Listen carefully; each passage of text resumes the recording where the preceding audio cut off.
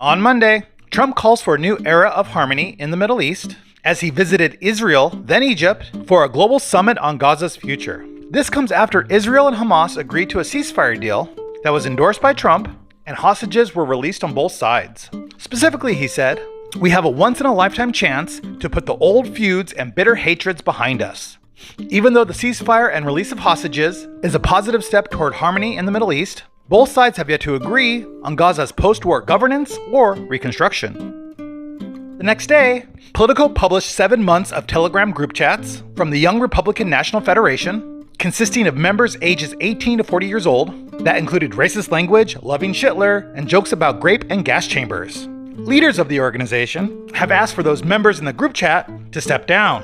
Vice President J.D. Vance responded by refocusing the conversation to political violence from people on the left, while softening the Republican group chat to just stupid things kids say.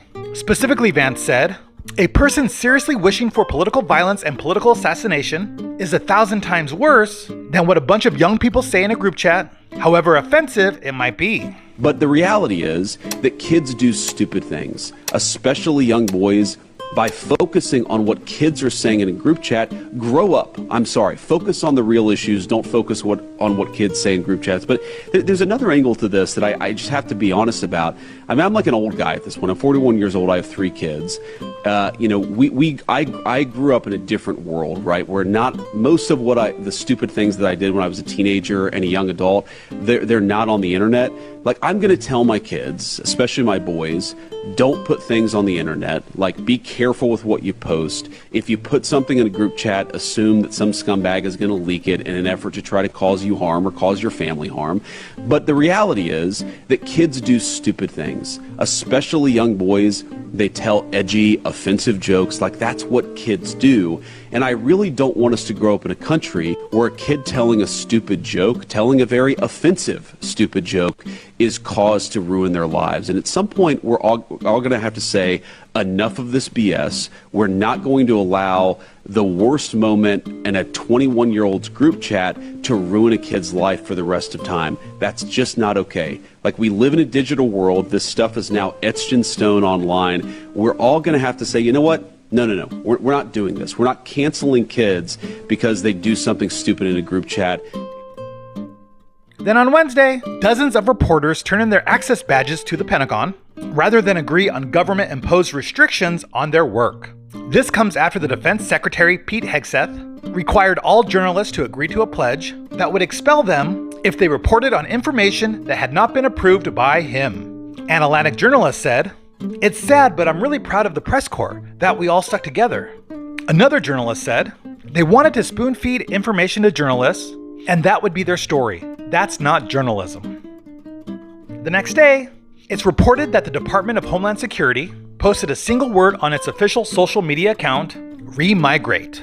The term, which has been embraced by Trump's MAGA base and numerous far-right groups in Europe, has ties to white nationalism, mass deportations of non-white immigrants, and has been seen as a euphemism for ethnic cleansing. A spokesperson from Homeland Security responded by saying, "Is the English language too difficult for you?" Followed by a Collins English Dictionary definition of the word remigrate. This just follows a pattern of posts by this administration that disfavors certain groups living in the US and promotes Trump's mass deportation campaign.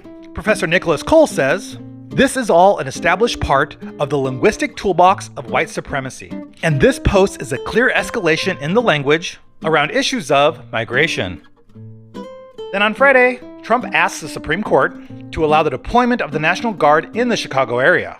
The request comes after a judge prevented the deployment of troops to assist in immigration enforcement because the judge ruled it was unnecessary and violated the Constitution.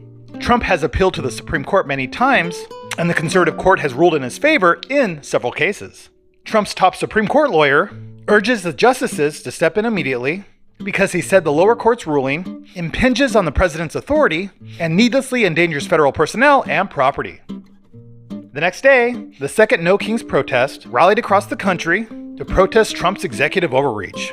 Organizers have estimated that roughly 7 million people participated in over 2,700 events across the country. Trump responded to the event with an AI video of him dumping brown sludge on the protesters.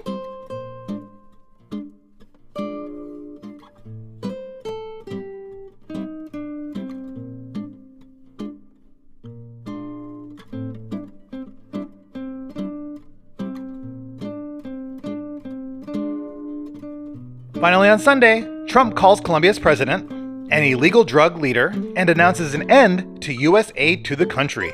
President Petro, who has clashed with Trump several times, rejected Trump's accusations and defended his work to fight narcotics in Colombia. Some analysts are surprised by Trump's comments because they believe it's unwise for the U.S. to alienate its strongest military partner in Latin America at a moment when tensions between the U.S. and Venezuela are at its highest point in recent years.